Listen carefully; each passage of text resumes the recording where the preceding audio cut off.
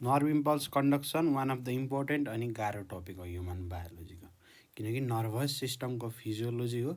यसबाट 8 मार्क्सको long question, थुप्रै एमसिक्यूहरू झुक्काउन मिल्छ सिई र एनइपी दुइटै एक्जाममा। सो एकदमै गाह्रो छ, तर हामी सजिलो बनाएर पढ्छौँ, किनकि म दिवस तिवारी पढ्दैछु डाक्टरी। काठमाडौँ युनिभर्सिटी भए पनि काभ्रेको धुलीखेलमा छ, त्यसैले हामी धुलीखेल हस्पिटलमा प्र्याक्टिस गर्छौँ। र नर्भ इम्पल्स कन्डक्सन भनेको के हो भन्दाखेरि एउटा न्युरोनले अर्को न्युरोनहरूसँग अथवा अरू सेलहरूसँग गर्ने कम्युनिकेसन इलेक्ट्रिकल सिग्नलको थ्रुबाट है। सो सबै रामगानी पढ्नुभन्दा अगाडि अलिकति बेसिक कुरा बुझ्न थालौँ है त। हरेक सेलमा सेल मेम्ब्रेन हुन्छ।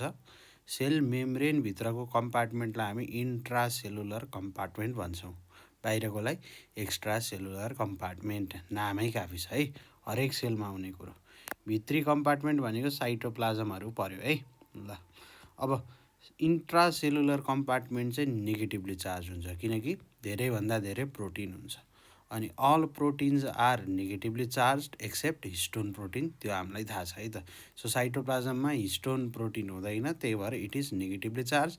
इन्टरसेलुलर compartment is negatively charge. Extracellular चाहिँ बाहिरको रिलेटिभली पोजिटिभली चार्ज हुन्छ, एउटा कारण यो भयो। अर्को भनेको हरेक सेलको मेम्ब्रेनमा एउटा पम्प हुन्छ, त्यो एटिपीलाई हाइड्रोलाइसिस गरेर चल्छ, अपरेट हुन्छ है।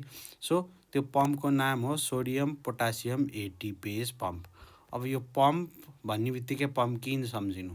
पम्पकिन भनेपछि के भनेको पोटासियम, आइएन भनेको इनसाइड है। पम्पले पोटासियमलाई भित्र फाल्छ, भित्र हाल्छ है। भित्र भनेको साइटोप्लाजमभित्र, इन्ट्रासेलुलर कम्पार्टमेन्टभित्र है त। ल अब कतिवटा सोडियम भित्र फाल्ने, कतिवटा बाहिर फाल्ने, त्यो झुक्किन सकिन्छ है त कुरो। ल अब पोटासियममा अक्षर गन्धे हो है, यो पोजिटिभ चार्ज सहित के प्लस आइएन दुईवटा अक्षर है। सो दुईवटा पोटासियम भित्र फाल्ने पम्पले। सोडियममा तिनवटा अक्षर एनए प्लस, अनि ओयुटीमा पनि तिनवटा अक्षर ओयुटी है। सो 3वटा सोडियम बाहिर फाल्ने पम्पले है। ल अब पोजिटिभ चार्जलाई तिमीले पैसा मान्छौ भने 3 रुपियाँ तिमीले बाहिर फालेको छौ, 2 रुपियाँ मात्र भित्र छिराएको छौ। आम्दानी 2 रुपियाँ, खर्च 3 रुपियाँ, भनेपछि 1 रुपियाँ घाटामै छ। भित्रपट्टि बढी नेगेटिभ हुने भइहाल्यो है, एउटा कारण। अब अर्को P for potassium, P for permeable. पोटासियमको च्यानल लिकी हुन्छ है।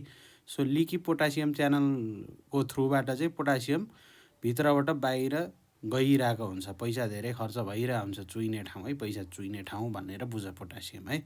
सो हायर कन्सन्ट्रेसनबाट लोवर कन्सन्ट्रेसनमा जाने भयो। भित्र पम्पले धेरै पोटासियम फालेर हायर कन्सन्ट्रेसन बनाएको थियो, बाहिर लो हुने भइहाल्यो। सो भित्रबाट बाहिर पोटासियम जान्छ, अनि यसले गर्दाखेरि एउटा पोटेन्सियल जेनेरेट हुन्छ सेलभित्र, त्यसलाई हामी रेस्टिङ मेम्ब्रेन पोटेन्सियल भन्छौँ। त्यसको भ्यालु बेसरी नेगेटिभ -70 मिलिभोल्ट हुन्छ, भोल्टमिटरलाई भित्र जोड्यो भने है त। ल र बाहिर प्लस प्लस प्लस प्लस भएको छ सेल मेम्ब्रेनको बाहिर हेऱ्यो भने, भित्रपट्टि माइनस माइनस माइनस माइनस छ है। सो पोजिटिभ नेगेटिभ है, त्यो एक साइड दुई साइड भएर पोलराइज भएर बसेको छ। सो यो प्रोसेसलाई हामी पोलराइजेसन भन्छौँ। सो पोलराइजेसनको कारण भनेको एउटा नेगेटिभली चार्ज प्रोटिन भयो, अर्को सोडियम पोटासियम एटिपेज पम्प भयो, अर्को लिकी पोटासियम च्यानलभित्र नेगेटिभ भयो। रेस्टिङ स्टेटमा हरेक सेल यसरी बसेको हुन्छ है। र हरेक सेलको फरक फरक भ्यालु हुन्छ रेस्टिङ मेम्ब्रेन पोटेन्सियलको। न्युरोनको केसमा -70 मिलिभोल्ट भयो, भर्खरै पढेको हामीले है। मसल हुन्थ्यो भने अझ बढी नेगेटिभ है, -90, किनकि मसलमा धेरै प्रोटिन हुन्छ, त्यही भएर धेरै नेगेटिभ। अब आरबिसीमा त प्रोटिनै हुँदैन, त्यही भएर -8.4। अब तिमीलाई लाग्न सक्छ -8.4 धेरै कि -70 धेरै भन्ने कुरा है त। सो नेगेटिभमा जति धेरै भ्यालु उति बढी कम है। अब इक्जाम्पल दिएर बुझाउँछु। मसँग 1 लाख छ, अनि अर्को साथीसँग 1 करोड छ, तर ऋण छ। 1 लाख भएको मान्छे धनी कि 1 करोड ऋण भएको धनी भन्दा 1 लाख भएको मान्छे धनी भयो, 1 करोड ऋण भएको अझ बढी गरिब भयो। सो जति धेरै नेगेटिभ उति धेरै कम भन्ने कुरा यहाँबाट बुझिन्छ है त। ल अब थ्रेस होल्ड स्टिमुलस भनेको के हो है? त्यस्तो स्टिमुलस जसले गर्दाखेरि कुनै पनि एक्साइटेबल सेल एक्साइट हुन्छ है। अलिकति भनेको कुरा बुझ्न गाह्रो भयो होला। एक्साइटेबल सेल हाम्रो जिउमा न्युरोन र मसल मात्र हो है, खास यो सबै न्युरोन मसलकै टाइप हुन् एक्साइटेबलमा यास लेखेको जति। सो एक्साइट गर्नको लागि चाहिने पोटेन्सियल इज थ्रेसोल्ड स्टिमुलस, त्यसको भ्यालु रिस्टिङ मेम्ब्रेन पोटेन्सियलभन्दा 15 मिलिभोल्ट बढी हुन्छ। सो न्युरोनको केसमा -70 मा 15 जोडिदियो भने -55 मिलिभोल्ट। -55 मिलिभोल्टको पोटेन्सियल इम्पल्स नआउन्जेलसम्म न्युरोन एक्साइट हुँदै हुँदैन। मसलको केसमा अझ कम हुने भयो है त। So threshold. ल अब न्युरोनले अल अर नन ल फलो गर्छ भन्नुको मतलब थ्रेसहोल्ड पोटेन्सियल नआउन्जेलसम्म एक्साइटै नहुने, अघि भनेकै कुरा हो है त। सो -55 मिलिभोल्ट भन्दा बढी भनेको -45 आयो भने एक्साइट हुने, -55 पनि एक्साइट हुने, तर -50 मा पनि एक्साइट हुने, तर -60 मा एक्साइट नहुने है त। नेगेटिभमा जति धेरै उति कम भन्न खोजेको। ल अब थ्रेसहोल्ड स्टिमुलस आइसकेपछि के हुन्छ त? Voltage gated sodium ion channel खुल्छ है। भोल्टेज गेटेड किन भनेको? किनकि यसमा गेट छ र यो गेटलाई -55 मिलिभोल्ट भन्दा बढीको स्टिमुलसले मात्र खोल्छ। So voltage gated sodium channel. So positive charge जति सबै भित्र जान्छ, रेस्टिङ स्टेजमा बसेको सेल एक्टिभ स्टेट भइहाल्छ है त न्युरोन।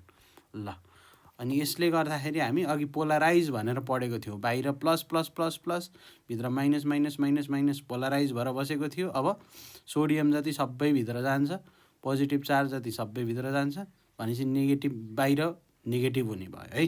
सो पैसा भित्र गएपछि बाहिरको पैसा कम हुने भयो। सो बाहिर नेगेटिभली चार्ज हुने भयो। पोलराइज भएको थियो डिपोलराइज हुने भयो।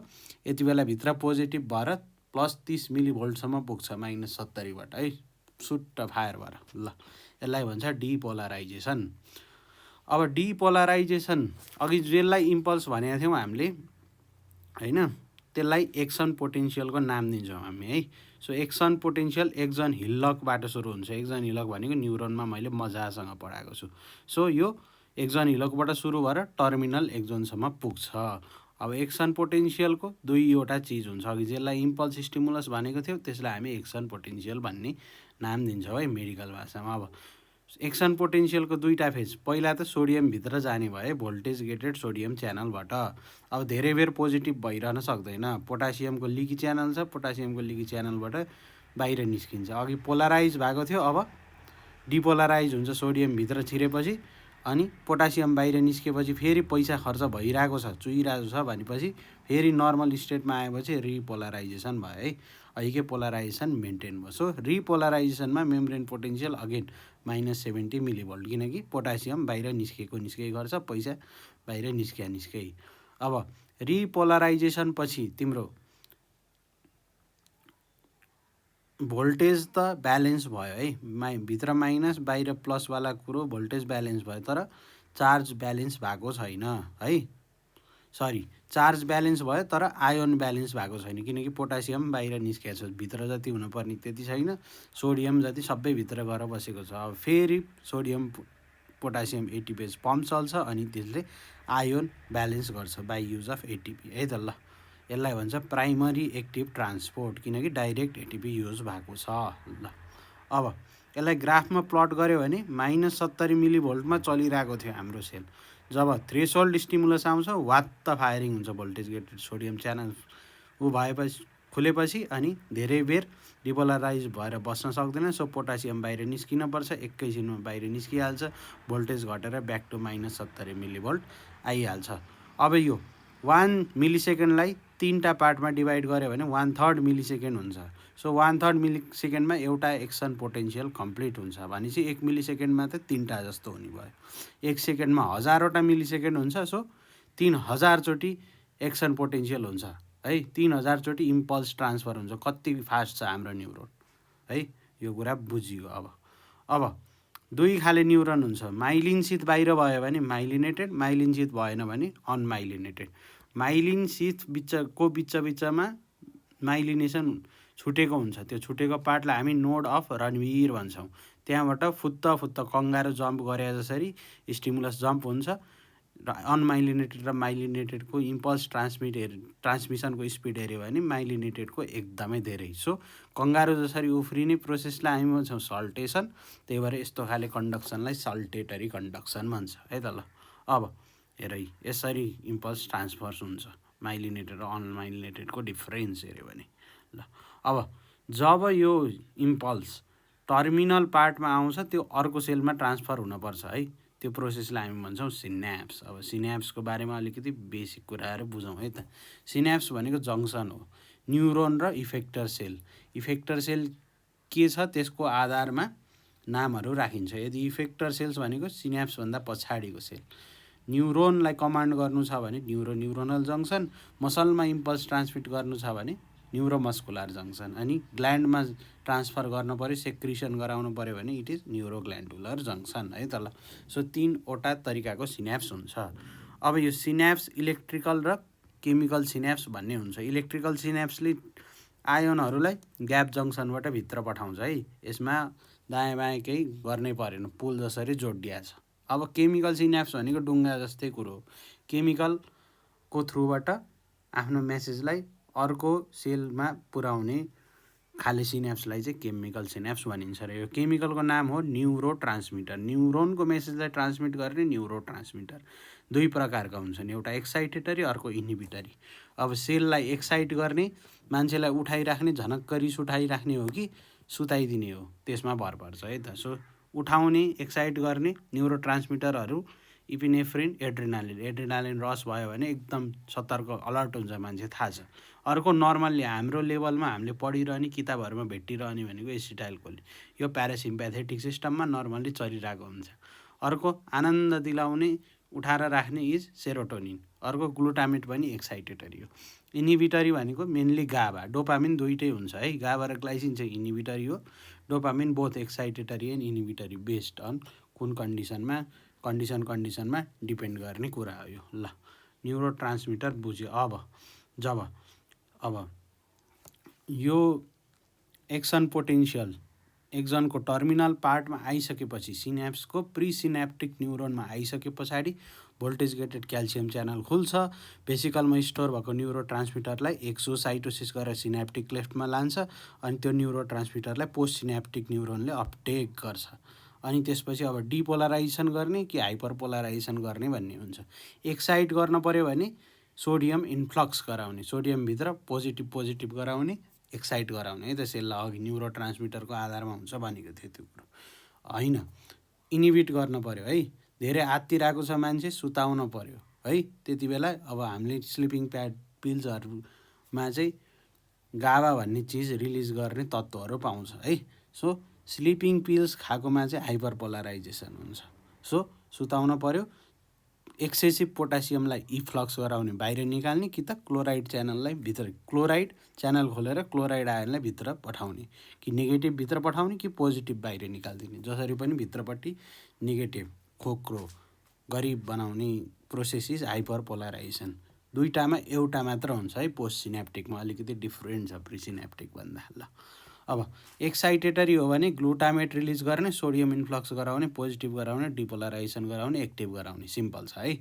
होइन स्लिप गराउनु पऱ्यो, इन्हिबिट गराउनु पऱ्यो भने गाबा रिलिज गर्ने, कि त क्लोराइड च्यानल खोल्छ कि त पोटासियम इफ्लक्स धेरै गराउँछ। सो एउटै यो कुरो है, ऋण बढाइदिने र पैसा खर्च गराइदिने भनेको दुइटैले गरिब बनाउने हो। सो हाइपर पोलराइजेसन गराएर चाहिँ इन्हिबिट गर्छ। सो सिन्याप्टिक कन्डक्सन सकिन्छ। अब एक्जाममा अलिकति ग्रेडेड पोटेन्सियल भन्ने कुराहरू सोध्न सक्छ है त। सो एक्सन पोटेन्सियलको ठ्याक्कै उल्टो चिज is graded potential. Graded potential चाहिँ एक्सन पोटेन्सियलले अल अर नन ल फलो गर्थ्यो अघि, -55 मिलिभोल्ट आयो भने एक्साइट हुने, नत्र नहुने। यो चाहिँ त्यस्तो हुँदैन, 10 आयो भने जोडिएर बस्छ, अर्को 10 आयो भने जोडिएर बस्छ, गर्दै गर्दै सम गरी समेसन गरी -55 पुऱ्याउने, अनि बल्ल एक्साइट हुने। सो यो उमा हुने खाले हो, पोस्ट सिन्याप्टिक न्युरोनमा हुने ग्रेडेड पोटेन्सियल। अघि कि त डिपोलराइजेसन कि त हाइपर पोलराइजेसन भन्ने थियो हामीले, त्यस्तै त्यसमा फलो हुन्छ ग्रेडेड पोटेन्सियल भन्ने कुरो है त ल। अब नर्भ इम्पल्स कन्डक्सनलाई तिमीले समराइज गर्यो भने, लेख्न पऱ्यो भने, resting membrane potential first stage भयो, -70 मिलिभोल्टमा न्युरोन बसेको हुन्छ, नेगेटिभली चार्ज प्रोटिनले गर्दा हुन्छ। अर्को सोडियम एटिपेज पम्पले 2-3टा सोडियम बाहिर फालेर 2टा पोटासियम भित्र है। सो धेरै पोजिटिभ चार्ज खर्च गर्ने, थोरै पोजिटिभ चार्ज कमाउने भनेपछि 1 रुपियाँ घाटा है ल। अर्को लिकी पोटासियम च्यानल पनि हो है रेस्टिङ मेम्ब्रेन पोटेन्सियलको कारण। अब त्यसपछि न्युरोनलाई एक्साइट गर्नुपर्छ, इम्पल्स ल्याउनुपर्छ। इम्पल्सको नाम हो एक्सन पोटेन्सियल। एक्सन पोटेन्सियलको दुईवटा फेज, पहिलो डिपोलराइजेसन, यति बेला भोल्टेज गेटेड सोडियम च्यानल खुल्छ, -55 मिलिभोल्ट आइसकेपछि यसलाई भनिन्छ अल अर नन ल है। सो फायरिङ सुरु हुन्छ, +30 मिलिभोल्टसम्म पुग्छ है। अब यो धेरै बेर टिक्न सक्दैन, सो त्यति बेला हामीले धेरै बेर टिक्न सक्दैन, सो लिकी पोटासियम च्यानलबाट रिपोलराइज भइहाल्छ ब्याक टु -70 मिलिभोल्ट। अब चार्ज त ब्यालेन्स भयो, आयन ब्यालेन्स गर्नलाई फेरि सोडियम पोटासियम पम्प चल्छ है ल। अब अर्को एउटा concept refractory period. It is time period between sodium channel खुल्न र बन्द हुन बिचको टाइम पिरियड हो। यति बेला जतिसुकै थ्रेसोल्ड स्टिमुलसभन्दा बढी स्टिमुलस दिए पनि, तिमीले 50 स्टिमुलस दिए पनि न्युरोन एक्साइट हुँदैन है, त्यस्तो पिरियडलाई भन्छ रिफ्र्याक्टरी पिरियड। अब यो एक्सन पोटेन्सियल टर्मिनल एक्जोनमा आइसके पछाडि भोल्टेज गेटेड क्याल्सियम च्यानल खुल्छ, क्याल्सियम भित्र छिर्छ, भेसिकलमा भएको न्युरो ट्रान्समिटर मेनली एसिटाइल कोलिनलाई रिलिज गर्छ, एक्जोसाइटोसिस गराउँछ, अनि सिनेप्टिक क्लेफ्टमा लान्छ, त्यहाँबाट फेरि पोस्ट सिनेप्टिक न्युरोनले अपटेक गर्छ अनि ग्रेडेड पोटेन्सियल चल्छ। Post synaptic neuron gland muscle जुन सेल छ त्यसको आधारमा। अब एक्साइट गराउन छ भने ग्लुटामेट रिलिज गर्ने, सोडियम इन्फ्लक्स गराउन डिपोलराइज गर्ने, इन्हिबिट गर्न छ भने गाबा रिलिज गर्ने, न्युरो ट्रान्समिटर गाबा रिलिज गर्ने, अनि क्लोराइड च्यानल इन्फ्लक्स अथवा एक्सेसिभ पोटासियम इन्फ्लक्स गरेर हाइपर पोलराइजेसन गराउने, आफ्नो मेसेज अर्कोमा पुर्याउने है त। सो नर्भ इम्पल्स कन्डक्सन यति नै हो भन्दै आजको भिडियो यही कन्क्लुड गर्न चाहन्छु। दिवस तिवारी साइनिङ अफ। धन्यवाद।